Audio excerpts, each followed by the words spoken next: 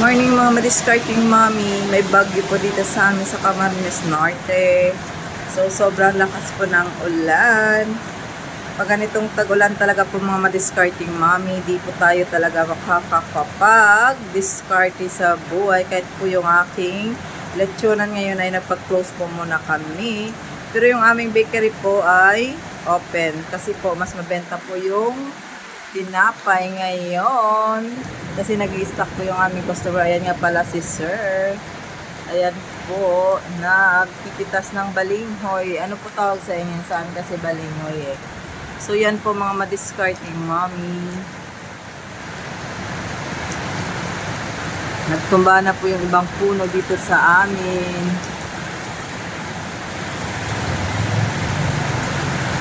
Ingat-ingat po tayo sa mga taga Camarines Norte po na abot ng bagyo.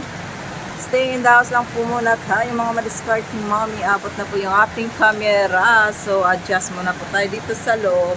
Tsaka nagsarado po ako ng tindahan kasi sigurado naman po mga madiscarding mommy, wala pong bibili niyan kasi sobrang lakas po ng ulan.